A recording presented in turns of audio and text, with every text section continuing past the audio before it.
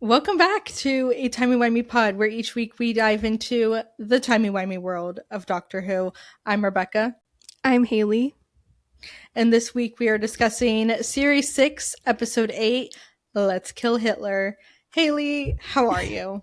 I'm doing good. I am ready to dive into this episode. How are you doing? I'm doing good. I'm also ready to dive in, but we gotta mention the breaking news. Yes. That by the time people hear this is like old news, but Yeah. A couple weeks old news, but guys, for those in the US, we finally can watch Doctor Who on streaming again starting June 11th. yeah, it's going on everyone's favorite streaming service, Mm-hmm. AMC Plus. Which, look, I'm glad it's going somewhere because it needed to go somewhere.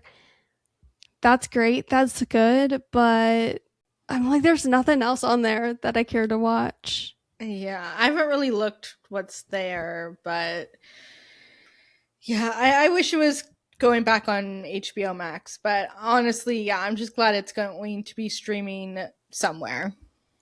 Exactly, because it's been a tumultuous journey for us ever since it Hmm. came off of streaming. I don't even remember. That's how long It's it been feels. so long. It's been ages. Ages. Yeah, and we'll see if we hear anything about the Christmas special in the next couple of weeks or month or two. I still think we're not gonna hear anything until like September, October. That would be crazy. I've I've kind of lost all hope for the future. No, you're valid for that because why is there literally nothing? Like, not even leaks. No one's talking. No. But at least we have the past. We do have the past, which we will go into in this episode. All right, are you ready for some fantastic facts? Yes. Okay, so this episode aired August 27th, 2011. It was written by Stephen Moffat and directed by Richard Sr. This is his one and only episode, but he has done some mini episodes and the BBC proms. So he's been in the Doctor Who world. What an interesting legacy to have. Like, your one big episode Hmm. is titled Let's Kill Hitler. I think Honestly, that's iconic. incredible. Yeah, Yeah. what a way to go. So the Nazi dinner party scene in this episode was filmed at the Temple of Peace in Cardiff, which was also used for Karen Gillan's first appearance in the fires of Pompeii. Wow. I did Hmm. not know that. Yeah, it was also used in Cold Blood. So Random, but interesting. yeah. The cornfield sequence at the beginning of this episode was the very last scene shot for Series 6. Wait, that's so crazy. Hmm. It was filmed 2.5 months after the rest of this episode because they had to wait for the crops to grow to the right height. Makes sense. Yeah. Now, someone auditioned for the role of Mel's, but did not get it. And that someone was none other than the Queen herself, Jenna Coleman. Wait a second, what? Yes, Jenna Coleman auditioned for Mel's and she didn't get it. Yeah. Yeah. For the listeners, Haley has a look of shock on her face. She is speechless. I love Jenna Coleman so much. We will get into how Hmm. much we love her. But I am so glad she did not get the role of Mel's. Me too, because so she could go on to be who she becomes. Exactly. But I do feel I can just see her with these words. I can see her in the Yeah. script. Yeah, definitely. I can see it too. Mm-hmm. All right, Haley, what are your general thoughts on Let's Kill Hitler? Well, first off, the BBC really said, let's sit down with Stephen Moffat and let's make history. Like, the BBC had full trust in Stephen Moffat to title a Doctor Who episode. And yeah. Yeah. It's one of my favorite episode titles ever. It just is. It's great. Okay. Look, I love this episode. I do. Like, I really enjoy it. There's so many parts of this episode I like that we'll definitely get into. It's full of so much gold, especially between getting incarnations confused, between like River and the Doctor. But I'm not gonna lie, other parts of this episode have always given me first draft of a script vibes. Yeah, there's definitely some things that are like, okay, there's some weird things here. I think this is the part of the show where you can start to see a few issues when it comes to someone that's running both Doctor Who and Sherlock, the two biggest shows for the BBC at the time. And look, no one could have done that job perfectly. Some could say that was maybe too much for one person to do. And it was, but Moffat did it anyway, and he's a king for that. But like, we're not gonna lie, like, there's parts of the show where the show kind of suffered that with that a bit. Yeah. That being said, I love this episode.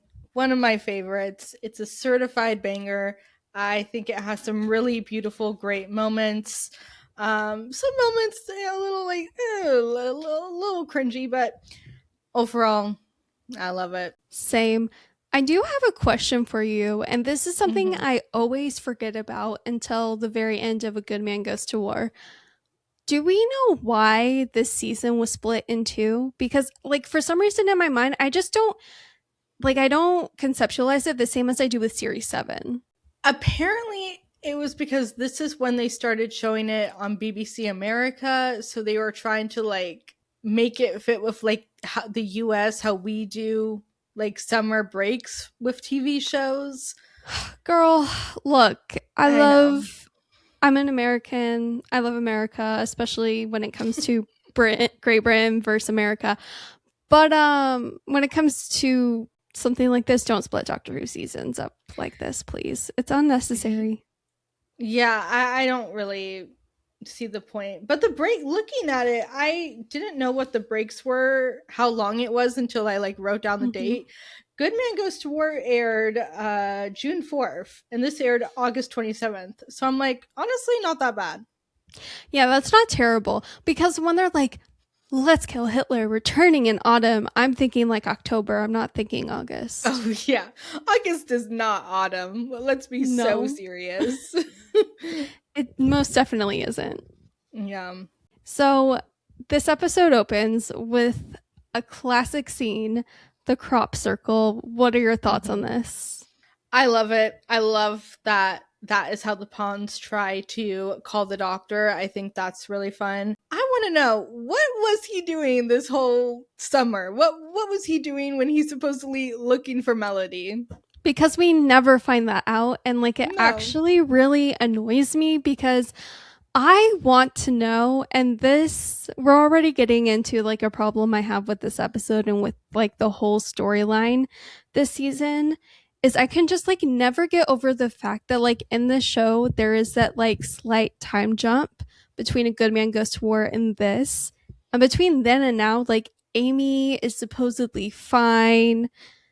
Like, it's just, I wish there was so much more. I wish there was like more moments where Amy really had to contend with the fact that like traveling with the Doctor did lead to her daughter being taken and did lead to having her daughter's childhood stolen from her. And we just don't get that. And I feel like Amy herself as a character in this episode is a little weak. Like, not in strength, but like in terms of how she's written, how she interacts in this episode, it's just very weak. I expected more. A lot of the epic moments I noticed were given to Rory. Yeah, they were. No, I think they really just don't know what to do with Amy in this whole River Song Melody plot, and it shows. And yeah, you just know they must have had like the worst summer of their lives. Like back home, the Doctor just disappeared from Demon's Run.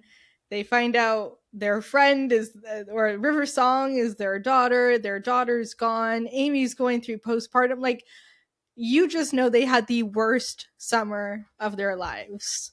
And then they just pop up in this episode and like post this episode just traveling back as normal.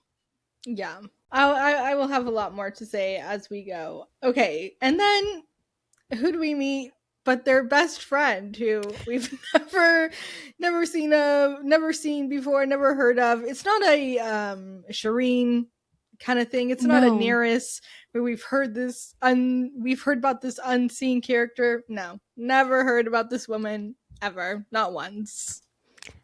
And I wish we at least, like, we didn't have to see her before, but like I wish we got like just small lines here and there about Amy and Rory talking about their friendship with Mel's. Just like super little, like a light sprinkling of Easter eggs just to pull it together a little bit more. Because was she originally there, or is this Amy's childhood again altered because of timey-wiminess?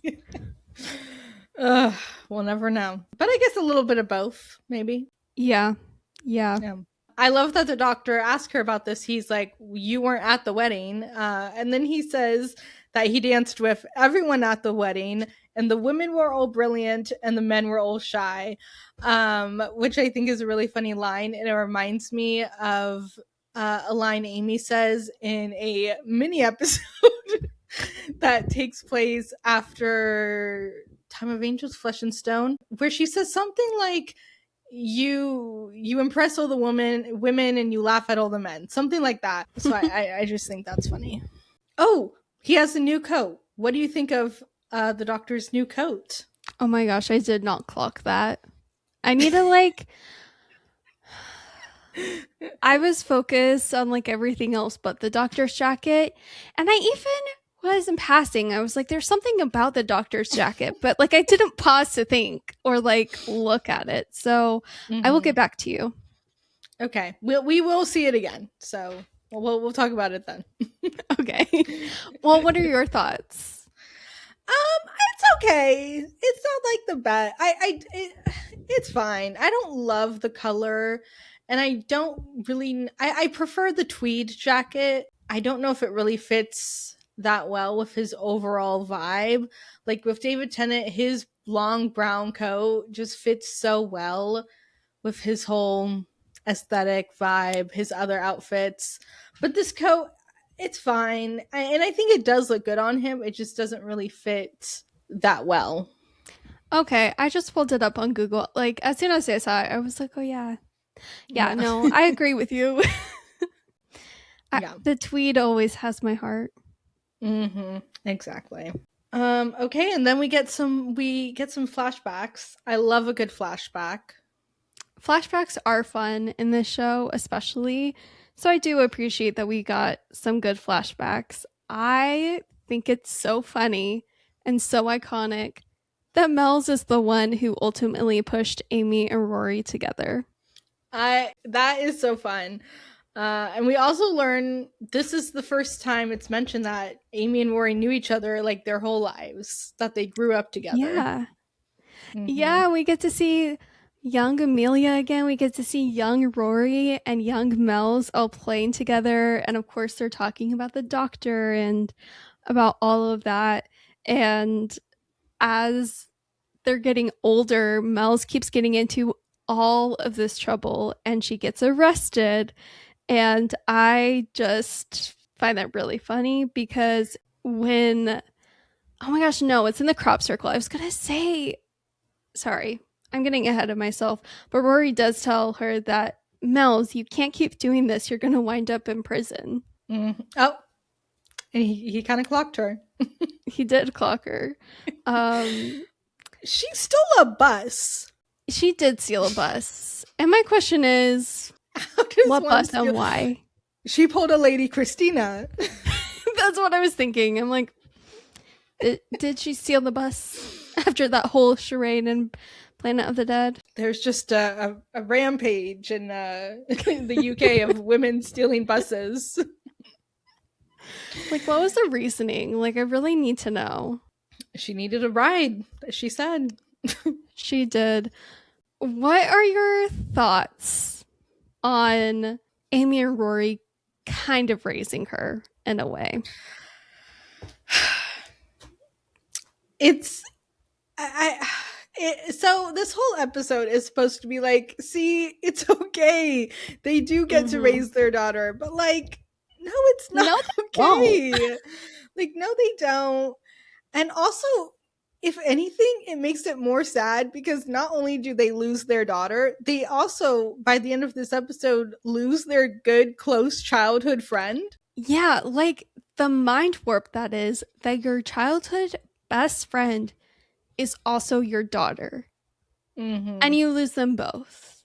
Like, I can't get past that. Like, it really there's moments in this episode that really annoy me with like the way some lines are. Like, Yeah. in this episode, when Eleven and the Pawns meet up again in the crop circle, Eleven tells Amy that you know who she grows up to be, so you know I will find her. Am I dumb for always being confused with that line? Because I'm like, no, you don't always. Like, I want you to find my baby, not fully grown adult River Song. Exactly. And of course, the whole like thing is very muddied, very complicated because many events have already been established. Yeah. It's tough. I do love seeing River set up her parents. Very funny. I always find it so funny that Amy thought Rory was gay. Amy was clueless. Like the way she's like, I've known you my whole life, and when have you ever once shown interest in a girl? It's like, Rory, Amy. Oh my goodness, I can't speak. Amy, you were the girl. Like, what are you talking about? Just the cluelessness, and I love her reaction, the shock on her face, and the way she says Rory and runs after him. I love that scene. I think it's great. It is great. And I love Mel's laying in Amy's bed, holding, like tossing the TARDIS in the air and saying, penny drop. What is it? Penny in the air. Penny in the air. Penny drops. Penny drops. She also says, skip to the song. It's getting boring to them, which I do love that line. Yeah, and me too. I think that's fun. What do you think about Mel's in general? You see, that's a good question because sometimes look, I've always loved Mel's. I always have. Yeah. But she's insane. And I would be exhausted if I knew her in real life. It's crazy to me that Amy is like the responsible one in this friend dynamic because everything we've known about Amy's the one that had to go to like 6 psychiatrists. Amy's series 5 Amy, we talked about it, not the most stable girl in town. So it's so funny that she has to be the mom friend to Mouse. Yeah, it's very like anti series 5 Amy. It is. It doesn't quite fit. Like, if anything, you would think that Mel's would have just like driven Amy to the more rebellious, chaotic side. Exactly. And Rory would be the one like dealing with the both of them. Now that would be fun. That would be fun. And I wish they wrote it that way. Yeah.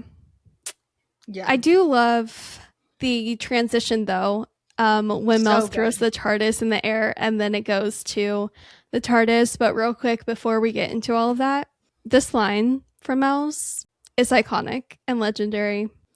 Because 11 asks her where she wants to go. And she's like, let's see. You've got a time machine. I've got a gun. What the hell? Let's kill Hitler. It's the age-old debate. Yeah. It is. They had to do it.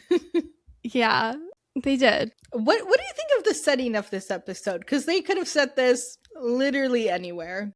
I think it was intentionally chosen to be just over the top ridiculous. Do I think this could have taken place in a lot of different situations? Yeah.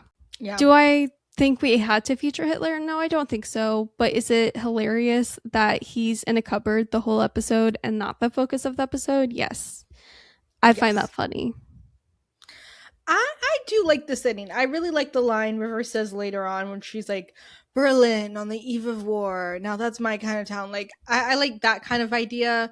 I don't love seeing a swastika in every single shot of the episode. Don't really love that. But I think it works. Not the swastikas, but the setting. Sorry, I think everyone knew you meant the setting, Rebecca. I don't think anyone is out here. I just felt the need to clarify. I think the setting works with the episode. Yeah. You know, the setting is messy, but so is this episode. And it works. It definitely works. It does. Something that I don't know if it works or it doesn't, but what do you think about the Tesselector? Okay, this is here's the thing. The Tesselecta, this is the part that's giving first draft script, like especially to me. Because concept is interesting, but also what the heck is this concept? Why is it here? We've dealt with the flesh concept. Why can't we, like, what? It's just too much. It's just too much. It's too much that we get another Amy doppelganger within the span of a couple episodes in this episode. It's and there's more coming. Yeah. It's ridiculous that, like, oh my gosh. It's like the Magic School Bus kind of vibes with the shrink ray. You're not wrong. I just wish it was different. I don't know what different that could be, and I know that's me complaining, but like the Tesselecta needed to be way more developed. Like, what do you mean you're traveling through time to punish people who have committed crimes against humanity or crimes against the universe, but then at the same time you're like, actually wait, it's too early in Hitler's time stream to kill him? What? Well, why did they just in that moment realize they were too early in 1938? Like, you didn't check when you got there? And also, you would think with the concept of the Tesselecta is like they're preemptively going to like take people out before they commit their crimes. Yeah, it's okay. I like the concept. I like the idea of tiny robots, or not tiny robots, tiny people in a robot, time traveling, whatever. But like, what is the mission here? You're just going back to torture people near the end of their life. For what? Like, for who? It's such a weird mission and concept. It doesn't really make any sense. Who's paying for this and why? And the thing is, like, we never, besides the finale of Series 6, we never hear about the Tesselecta ever again. Never brought up once. Never given a backstory. Never given context. I don't think they really tie into the whole overarching, like, seventh will fall sort of deal. They're just there to facilitate the wedding of River Song, essentially. Yeah, they're needed for one very specific purpose that we will talk about later this season. And I wish it was different. It could have been a lot better if it was something else. Yeah, it's a little odd. Okay, I love when they land, or they crash into the room, first off, and then they all rush out of the TARDIS. And Rory's like, what room are we in? And the doctor says, I haven't memorized every room in the universe. I had yesterday off. Yeah. And they're all conveniently ignoring all the Nazi paraphernalia. Like, not talking about it, not seeing it, even though it's everywhere. Yeah, and like, here's the thing. With the doctor, I can like understand that. I'm like, that man is so oblivious. The doctor can be so oblivious. Yeah. Maybe Aurora, I would have expected them to pick up on vibes. Yeah, you can't miss it. It's everywhere. Yeah, and they know where they're going too. It's not like, oh, we ended up here on accident. They literally knew they were going there because Mel said so. Okay, here's what my interpretation of the episode, and it doesn't really matter. Their plan, I don't think the plan was to actually go here. I know Mel said, let's go kill Hitler, but I don't think the doctor was actually going to take them there. But I think the TARDIS took them there.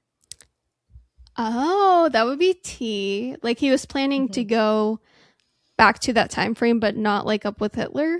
I don't really know where he was planning to go, but I think they ended up here on accident just because they are so surprised. Yeah. Also, Mills did shoot the TARDIS, which that to me is insane. Was she trying to She shoot the just, doctor in the TARDIS, or was she just like going crazy? I think she was just shooting the TARDIS because the doctor said she couldn't shoot the TARDIS, and she was like, "Well, I'm gonna do it." Fair enough. Yeah, that sounds like something she would do.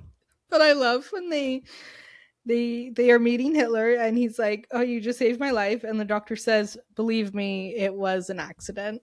Yeah, that line is pretty great. And I also find it so funny when Hitler is asking, "What's this?" like pointing to the TARDIS, and Eleven just goes, "It's a police telephone box from London, England. That's right, Adolf. The British are coming." It's just so funny because this is like So 1938.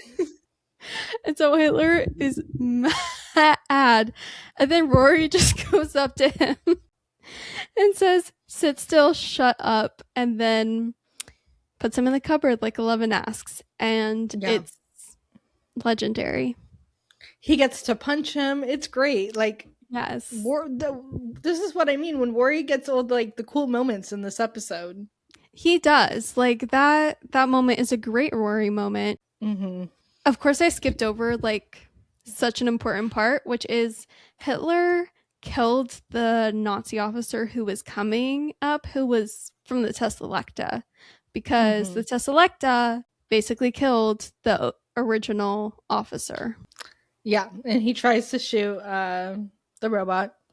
And then we learn not only is he a terrible painter, but he's also a terrible shot. I love how Mel stands up and just says, "Of course he's a lousy shot." Lousy shot. It's so funny. It is. But now that I'm thinking about the random Tesselecta, like Nazi officer being killed by the Tesselecta, it wasn't too early in his time stream, but it was too early for Hitler's. No, yeah. Like, explain that one. Yeah, exactly. It does make me sad, though, that Mel's gets shot. It is sad. And we get the second Vampires in Venice reference in a row. Which is kind of crazy. Who would have thought that would be the reference point? Of all the episodes, why are we calling back to Vampires in Venice? I don't know. Fair enough, I guess.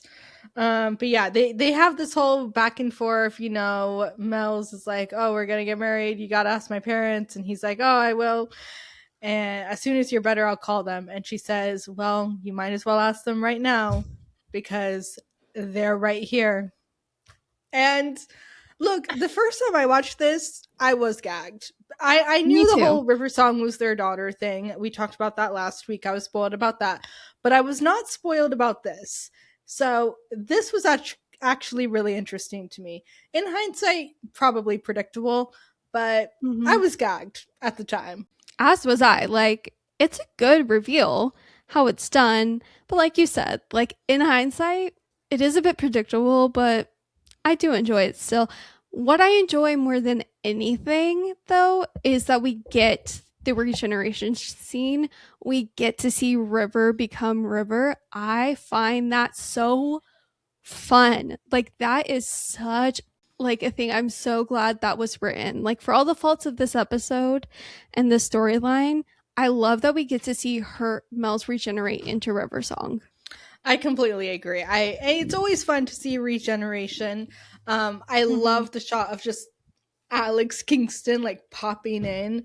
I think it's great, and it's so fascinating to see River right at the beginning, and it's so fun to, you know, we've had so many episodes of River's ahead, she's in the future, she knows the Doctor's future, he's still catching up, but now we get to see the reverse, and we get to see her beginning and the Doctor in her future. He knows everything about her. It's so fun to finally see the soul somewhat come full circle and pay off. Completely. So Amy named her daughter after her daughter. Stephen Moffat, ladies and gentlemen. The bootstrap paradox is crazy because both of her names kind of come from, like, she named herself twice, if you know what I mean. No, she did. And also, like, later on in the episode, a little bit later on in the episode, I don't know where I put it in my notes, but Eleven was talking about how, like, this is early days with River Song. Like, she doesn't know who she is yet, doesn't even know her name. And she's asking, huh? Like, what are you saying? And he says, spoilers. So presumably, that's another bootstrap paradox. This whole time we thought it was Rivers saying spoilers. Like, the origin was her. The origin was 11, even though the origin was River. Bootstrap paradox. Yeah. I also love how she's like, spoilers? What's that? Like, she's never heard about the concept of spoilers before. But Alex Kingston, oh my goodness, you can tell how much fun she's having with this. She is so good here. She has so much energy in this performance. I just love to see it. And she plays early River really well. So well. I love a good regeneration hangover scene. You never know what you're going to get. It's different with everyone who regenerates in the show, and that's what makes it so fun to watch, because it's so unpredictable, and she is still like very much in the Mel's headspace, so she's extra her in this episode, and it's so fun. I love when she says, "Shut up, Dad, I'm focusing on a dress size." To Rory. Like, that's just so funny, and she's so excited about her hair and about her teeth. It's so good. Yeah, I love to see it. I love when she's like, I'm so mature. Like, it's so fun. And then we get a classic sequence of, well, I know you know, I know, when the doctor's like, once I knew you were coming, I cleaned up. And she's like, oh, I know you did. And he's like, I know you know I did. Love the whole back and forth. And then what gets him in the end, poison lipstick. Yeah. And I just gotta say, the whole back and forth with her trying to kill 11 and him like disarming the guns and stuff, I love this scene so much. It's so buzzy between them two. It is. And we get she calls him sweetie, and he says only River Song gets to call me that. And she's like, who's River Song? Yeah, she very much wants to know who River Song is. Why the doctor? Actually, no, because River herself says it. She says to 11, it was never going to be a gun for you, Doctor, the man of peace, who understands every type of warfare, except perhaps the cruelest. Because of death with the lipstick, of course that man was not going to think about that. No. He can't resist. I love how every female character in Doctor Who has weaponized lipstick. Sonic lipstick, hallucinogenic lipstick, poison lipstick. It's kind of everything. Every woman in Doctor Who, River's the only one who has that. No, every was dramatic, but Sarah Jane has her Sonic lipstick. Oh, she does? Yeah. I did not know that. Sorry, I was just confused because I was like, I don't remember Rose, Donna, or Martha. No, I was being hyperbolic, but okay, gotcha. It's a trend. The weaponized lipstick is a trend that ends, I think, in this episode. So maybe not. Can we talk about Rory asking, is anyone finding this day a bit difficult? I'm feeling a banging in my head. I love that, like, finding this day a bit difficult. Like, yeah, I'm sure it is. And it's even funnier when Amy responds by saying, I think that's Hitler in the cupboard. Yeah. I don't think enough time is really spent on the Pawns' reaction to all of this and their feelings on all of this. Like, they are going through it in this episode. Like, their best friend is dying. Their other best friend died and turned into River. They found out their best friend is their daughter. Then their daughter's getting tortured. It's a lot, and we really don't get to sit with them and really grasp how this is impacting them, get their emotions and all their feelings. And I wish we did. I completely agree with you. I think it's really sad that we don't get that. And then we get, so River leaves, and then we get what might be one of the best lines ever said on the show. she says, I was on my way to this gay bar mitzvah for the disabled when I thought, gosh, the Third Reich's a bit rubbish. I think I'll kill the Fuhrer. Who's with me? Every time I watch this scene, oh, it makes me laugh so hard. It's so good. Stand up and clap. Like, Stephen Moffat, you know what? No more criticism. I'll let you have that one. Enjoy. Exactly. Like, that was good. It's so good. And I love when she's like, oh, boys, don't you know to never shoot a lady in the middle of a regeneration? Mm-hmm. I love, again, just the way her hair moves is just so fun to watch.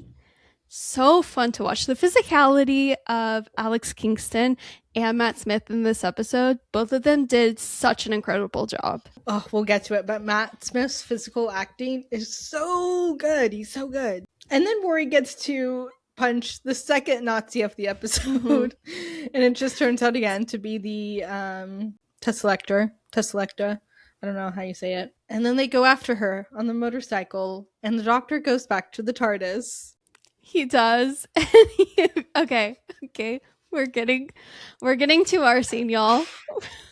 You knew it was Get coming. ready for 20 minutes on Rose Tyler, everybody.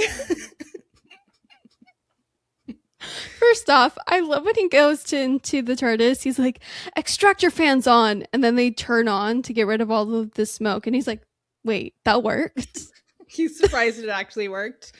Also, why do we need this like face voice interface? Like, we've never needed this before. What were we really doing? For fun. And I'm not complaining. I'm just saying we've never needed this before. Now, never use it again, ever. Fair enough. I don't care about it that much, honestly. Because I like the cameos we get. Me too.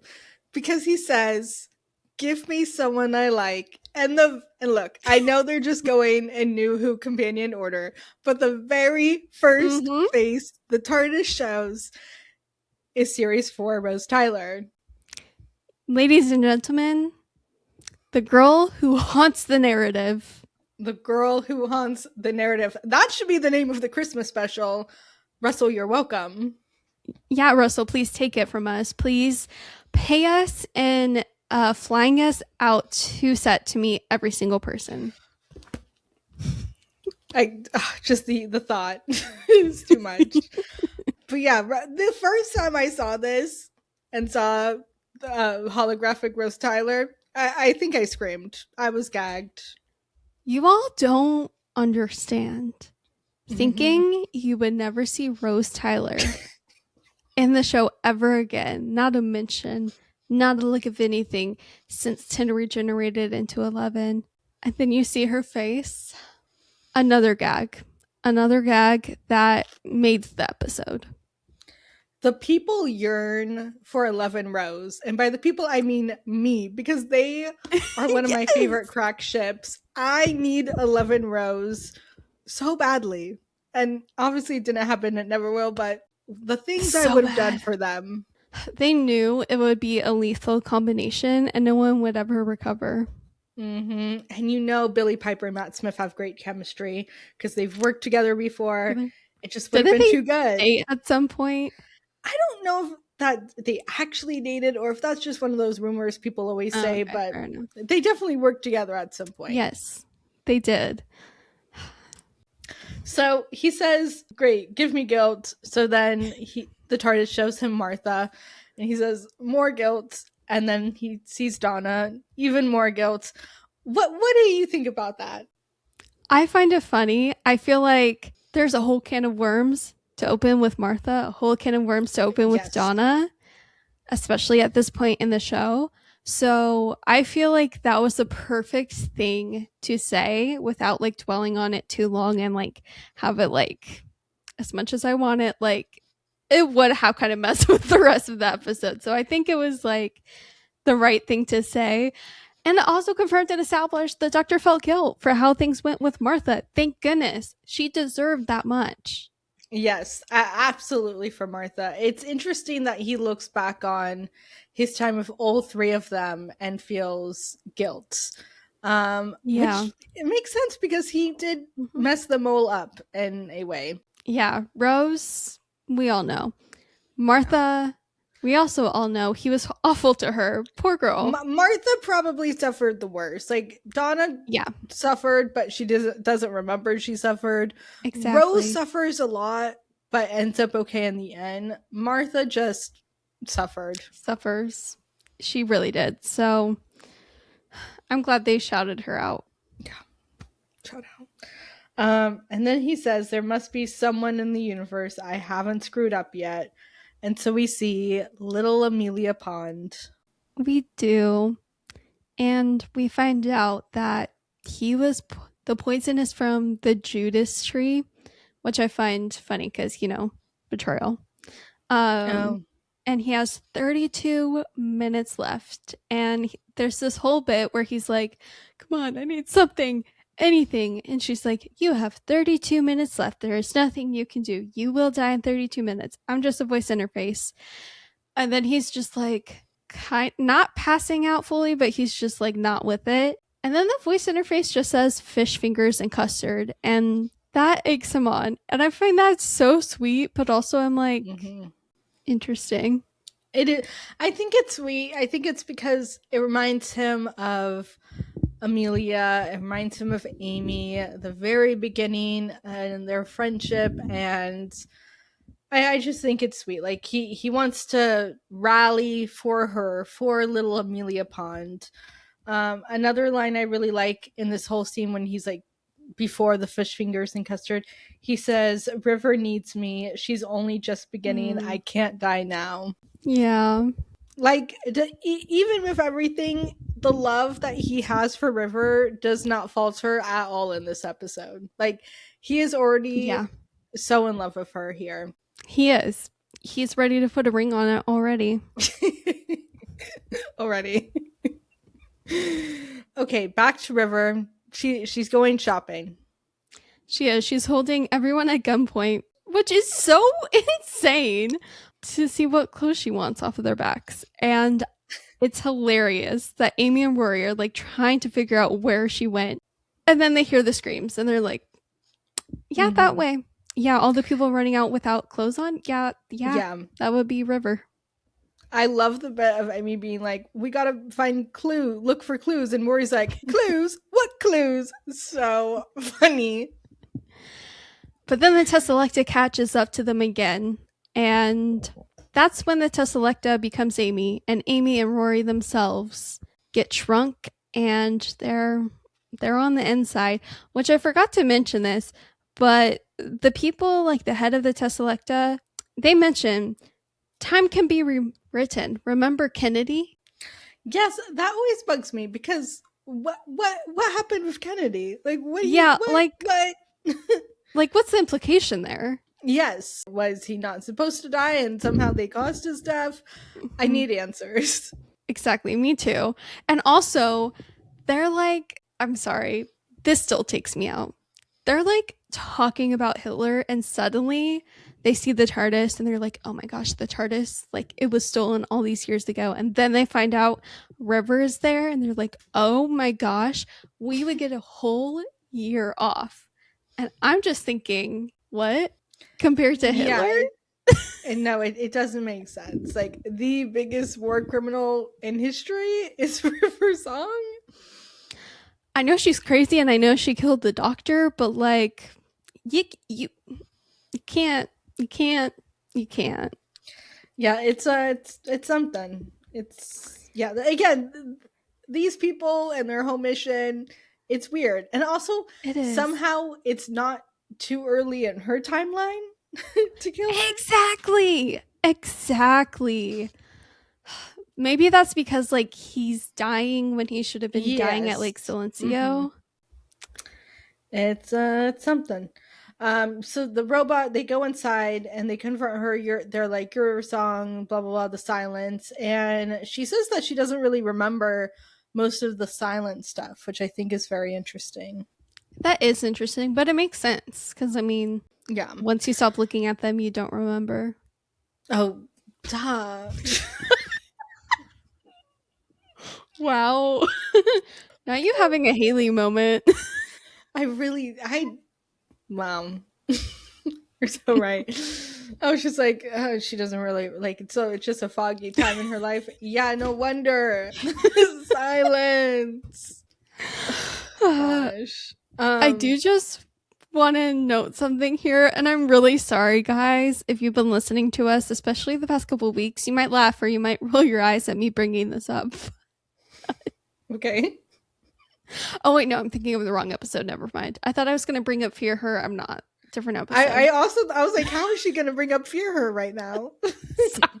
I wasn't thinking as I was talking. No.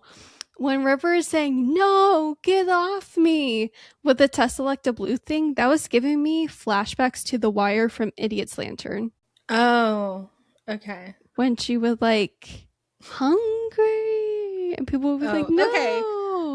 That didn't really click for me, but I love that for you. Okay, you know what? Maybe let's delete this part. No, we're keeping that. Okay. Yeah. If anything, just for the accidental Fear Her mention. Okay, but one thing I want to say, I do wish we saw more of the like brainwashing, how they turned River into this psychopath and like trained her to kill the doctor. There is a lot in her timeline life that we don't get to see. Like we just see, astronaut baby River in America and Impossible Astronaut Day of the Moon, and then suddenly we see Mel's. Like I need how does that connect? Exactly. And I want to see the brainwashing, the training. I want to see her be turned into a psychopath. The psychopath that has to kill the doctor kind of against her own will. Yeah, and I really wish we almost had a little bit longer with like River trying to battle between turning for good to like save the doctor versus remaining a psychopath. Like I feel like it's really wrapped up very quickly in this episode, and then it's like we move on to Night Terrors. Yeah, no, I completely agree. So yeah, River's being tortured, and who shows up with a brand new suit because he had time to change? The doctor. Now I do love this suit. I love this look. I love the cane. And I love Matt Smith in this part of the episode. Insane physicality. He's so good. And he's such a good physical actor. And I don't think anyone else is utilizing him in that way. And they really should be. He's just so... Oh, gosh. Matt Smith is so good. Everyone, wake up. Yeah. And I love River being like, you're dying and you had time to stop and change. Mm-hmm. And I love that he starts giving her the rules, like, because he knows who she's going to be. He's, giving her the rule book, telling her everything she needs to know about who she's going to become, and traveling with him. I really love like the subtle rule drops. Weird reference point, but it reminds me of Gibbs and NCIS. No, that's what I was thinking too. Second NCIS mention on the show. Yeah. No, I was thinking the exact same thing. I just didn't want to like bring it up, but I'm so glad we're on the same page. I had to. I couldn't let it go. I love when he's talking to the Tesselector and they're like, she's the woman who kills the doctor. And he's like, well, I'm the doctor, so what's it got to do with you?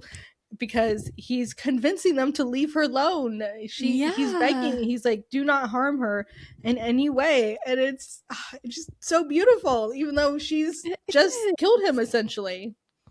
Yeah, and I mean, this really does start to show her that, like, the doctor isn't who Madame Kavarian and the whole Order of the Silence have convinced her that he is. Mm-hmm.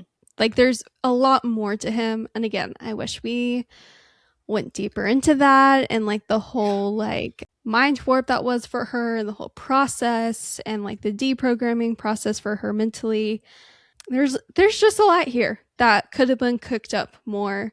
But yeah, I love that 11 like yells at them to not harm her in any way. Mm-hmm. And then we get some silence lore drop. We find out that the silence is a religious order, Mm-hmm. and that they believe that silence will fall when the question is asked, but the question is unknown. It's the oldest question hidden in plain sight, and it's unknown. The way that Karen says unknown, I don't know why. It just like imprinted on my mind. I don't know why that Yeah. goes in a loop in my mind. No, I get it. I get it. I do like her robot acting. Yeah, she is good at the robot acting. Okay, there's two points I want to bring up. One, Amy and Rory think they're watching his death again, which is crazy. This is the second time they've supposedly watched him die. Yeah. If we're not counting, I don't count the Ginger doctor. That doesn't count. No. Does it? Yeah. It. No. I mean, maybe to them it counts, but we'll just. I don't know. Yeah. And then the second thing I want to bring up, and this is a problem I have with Amy, and this is what I mean, where I feel she's weak in this episode in regards to writing, is why does it take 11 to say something for Amy to want to help River? Exactly. She should have already been doing something, especially because not only is River her daughter, but also her childhood friend that she grew up with. And like, I don't care. Like, even if the doctor is your best friend, like, she's a mom. Like, that's her daughter. Mm-hmm. Like, whether your daughter is in the right or not, you want to like be all in writing for her, like trying to make sure she's safe.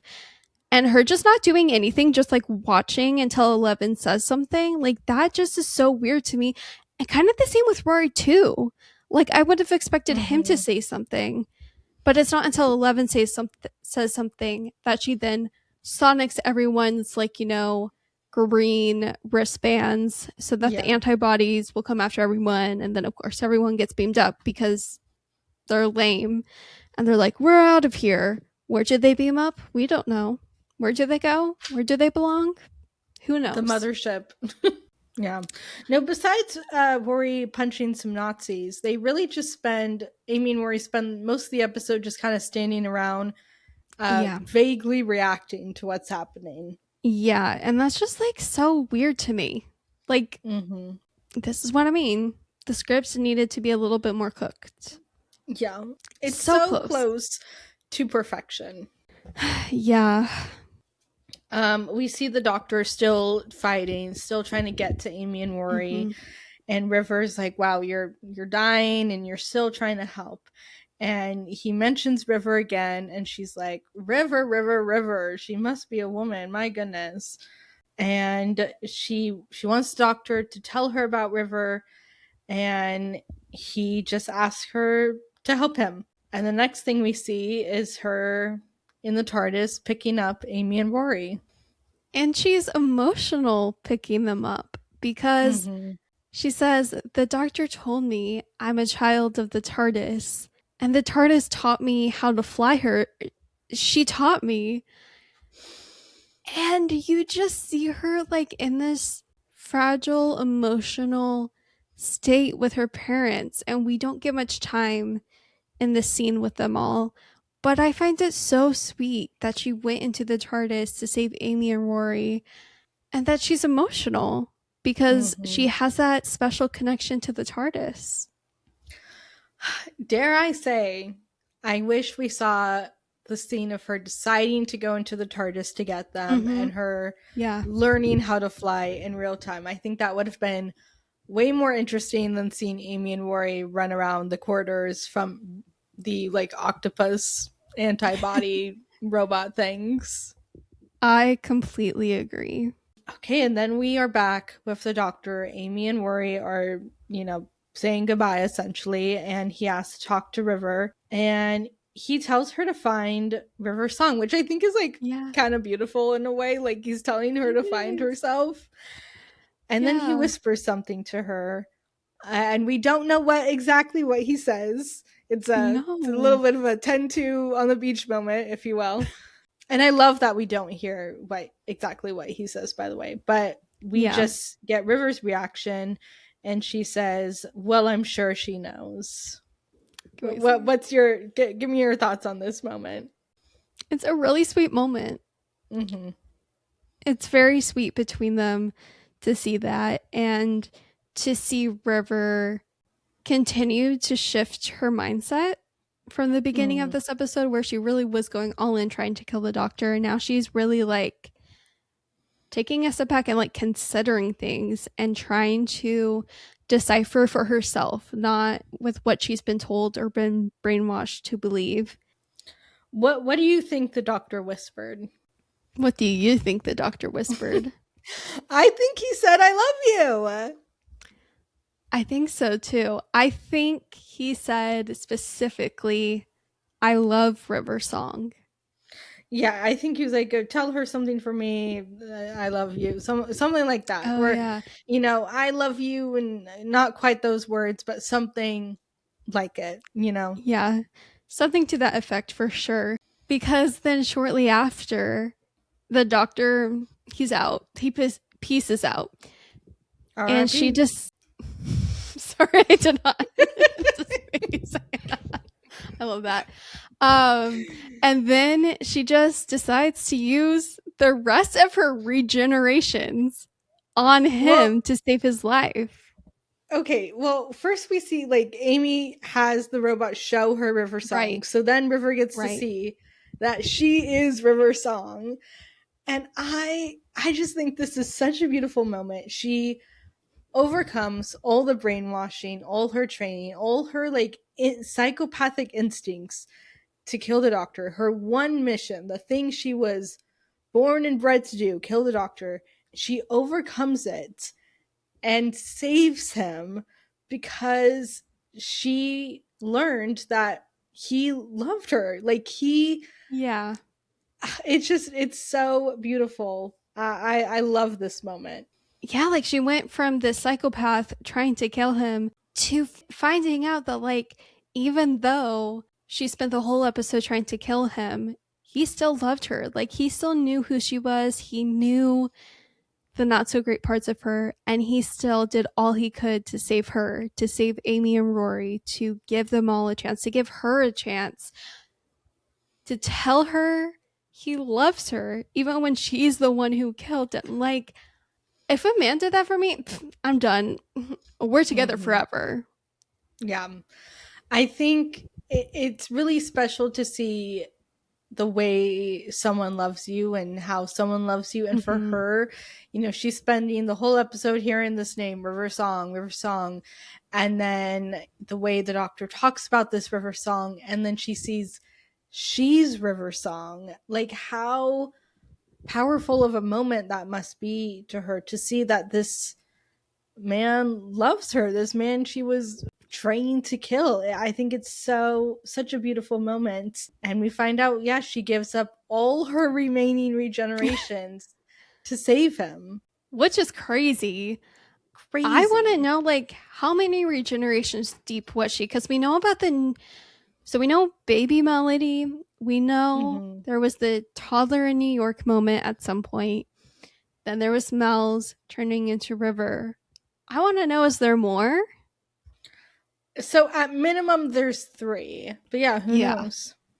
Yeah. Who knows? But we get possibly one of my favorite shots of the show, which is her kissing him, saving him, and we see that beautiful regeneration energy. I love that visual. It's so pretty. The music is so good. Her just saying, "Hello, sweetie." Yes, the hello, sweetie. I love it. Okay, and then we end up in the hospital. And it's giving me New Earth hospital vibes. Like, I'm expecting a cat nurse to pop out any second. Okay, because why do I think every time I watch this episode it is the cat nun until I see the face? Gosh, me too. Me too. I was like, oh, it's not a cat? Where are we? What are we doing here? What do you mean this is the best hospital in the universe? No, it's not. Where's the cat nuns? And we see the doctor give her diary, all fresh and new, which I think is really, really nice, really sweet.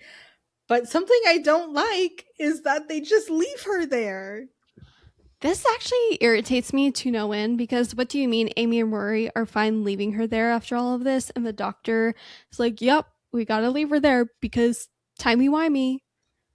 Come on, And I be so do for real. understand. I do understand, like, timey-wimey, she has to find her own way now.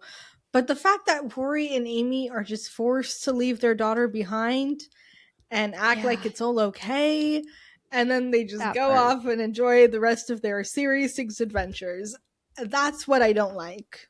Same here. I feel the same way. And then, we're back in the TARDIS. The doctor has decoded his death date. He knows when he's dying, where he's dying at Lake Silencio. And he's staring at it on the screen. And Amy and Rory are like, dude, what's up? And he's just like, for knowledge. It's For dangerous, knowledge. guys. Mm-hmm. I do like the line he says when they're talking about River, and he's like, she killed me, or she tried to kill me, then she did kill me, then she used all her remaining regenerations to give me back, as to get me back. As far as first dates go, I'd say that was mixed signals. I just I think love that's that really line. fun. Yeah. And then the last scene of the episode is River trying to go to school to become an archaeologist. Yeah, she says she wants to study archaeology to find a good man. And she's holding the diary. Hmm. I do love that shot of her Yeah, holding the diary. I don't know why. it's a great shot. But yeah, Let's Kill Hitler. Overall, an episode I really love. Will always love. A lot of really great moments. Some moments that could be better. I just have a problem with overall the use of Amy and Rory, and the fact that Mm-hmm. they Yeah. that all of this should have a lot more weight to them than what we see. I completely agree. I was about to ask you, who's the star of the show? The only option here is Mel's and like River. There's no other option. There's no other side character. No. No. Let me think of my favorite side character in this character in this episode. The only side characters we get are the weird robot people and the Mm-hmm. Nazis. So my star of the show is Alex Kingston, because Yeah. oh my goodness, this woman, like, she just brings I said this last week. She brings magic into every scene she's in this episode especially. She is really allowed to shine and just has such amazing energy and performs this so well. But who's the star of the show for you? No, I completely agree with you. There is no question. Alex Kingston does absolutely bring magic and sparkle wherever she goes. She was made to play the role of River Song. She's incredible in this episode. I did not doubt for even half a second that she regenerated all of these previous times. She's phenomenal. I love her so Mm-hmm. much, and I Oh, really miss her actually. no, because I really miss her so much. I was just thinking about, like, remember when we used to talk about how we'd love to see 15 in River? Yeah, that's what I was just Yeah, thinking about right now. yeah. Uh, it's it's actually too painful to talk about. It Um, is. but what is the heart of the episode? The silence between us, because we can't think of anything. I don't Silence will know, something fall. about overcoming brainwashing and love being stronger than hate. Blah blah blah. Yeah, that. We're like, That. what do we even say for an episode like this? Wow, that's our weakest heart of the story. You know what? I still consider us having a really good track record. Yeah, we gotta we should make a spreadsheet about all all of our star of the shows and all of our heart of the stories, because I really don't We remember should. what we've said for most of them. Okay, do we have any reviews from the past? Yes, we do. Okay. This is the turning point in reviews, I fear. Oh, okay.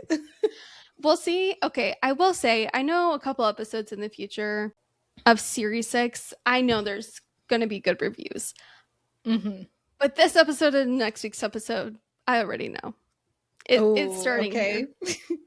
here. Because something of note is that, like, back in the day during Moffat's tenure, everyone hated the man. Yes. Public Like enemy number one. Public enemy number one, like, literally would not be surprised if he had security, because that was an insane time to be online.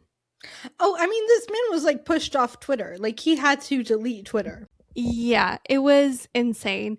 So, from what I'm just observing, this is the point where the tide was starting to turn. Oh, sad. I know.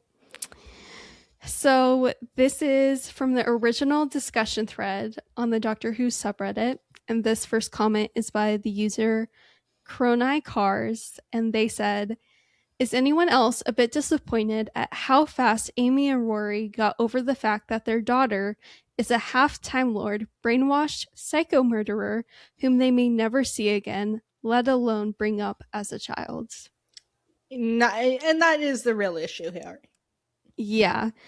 So there was a lot of sentiments like that, and completely valid. I do want to say, like, the criticism with Moffat, especially with this episode, I think is completely valid in how it was written. Yeah, definitely. I think the problem with Moffat criticism is there's a lot that can be easy to criticize, but people just ignore all the good stuff. I can totally agree with that. I think, unfortunately, when it comes to criticism of showrunners and criticism of Moffat, a lot of people take it to the nth degree when it's really not that serious. No, it's so true. And a showrunner gets judged by the worst of their writing, the worst of their mistakes. You know, we talk about RTD2 and we talk about the reality war, but we don't talk about 73 yards. Exactly. Like, 73 Yards is incredible. It's an incredible episode with Melly Gibson. Miss her. Really? So I have another comment here from Reddit that really, I feel like, encapsulates why a lot of people don't love Let's Kill Hitler. This was posted 11 years ago on the Doctor Who subreddit by the user C. Andres, and they said, in response to someone asking why so many people have a negative opinion of this episode, they said it was an expectations thing. It's a decent enough episode when you're binge watching the series, but at the time, the title was teased months in advance. Killing Hitler is the most well-worn trope in all of time travel sci-fi, so many of us were hoping to see Doctor Who's unique and clever take on it. Instead, we got an episode about River, not Hitler, which is fine, but not what I was hoping for. And then, in response, I feel like I had to read the first comment because the second comment makes a lot more sense.